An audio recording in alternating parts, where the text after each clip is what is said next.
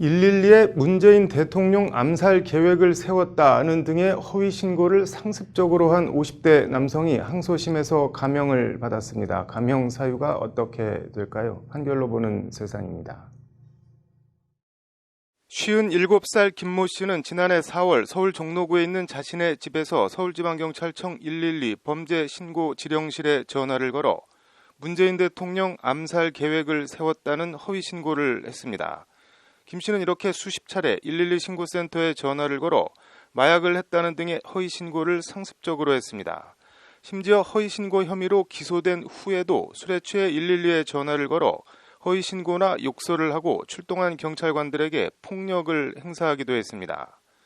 위계 공무집행 방해와 공무집행 방해, 경범죄처벌법 위반 혐의로 기소된 김 씨에 대해 1심 법원은 징역 1년 6개월과 벌금 20만 원을 선고했습니다.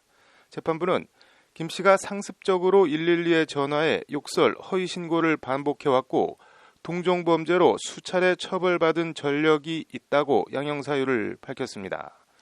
김 씨는 형이 너무 무겁다고 항소했고 항소심에서 심신미약을 주장했습니다. 항소심은 김 씨의 심신미약 주장을 받아들이진 않았지만 징역 1년과 벌금 10만 원으로 감형에 선고했습니다. 1심 징역 1년 6개월에 비해 징역 6개월, 벌금 20만 원에 비해 10만 원을 더 깎아준 겁니다. 재판부는 먼저 피고인은 불우한 가정 환경이나 어려운 경제 형편 등을 탓하지만 공권력을 지속적으로 낭비하게 하고 욕설과 폭력, 성적 모욕 등으로 경찰들의 사기를 저하하는 범행에 대한 변명이 될 수 없다고 김 씨를 질타했습니다.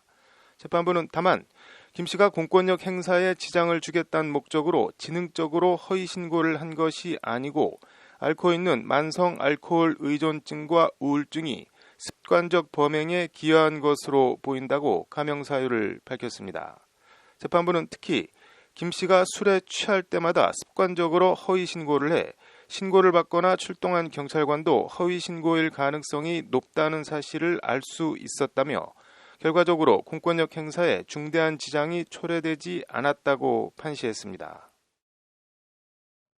재판부 판결은 쉽게 말해 경찰들이 또 그 사람이네 할 정도로 상습적으로 허위 신고를 해서 결과적으로 크게 공무집행에 방해를 받지 않아서 감형한다는 취지의 판결입니다. 가슴에 분노와 우울이 켜켜이 쌓여 있는 것 같은데 다른 방법이나 길을 모르거나 없어서 그랬겠지만 애꿎은 일선 경찰을 상대로 풀 일은 아닌 것 같습니다. 그래봐야 돌아오는 건 징역입니다. 판결로 보는 세상입니다.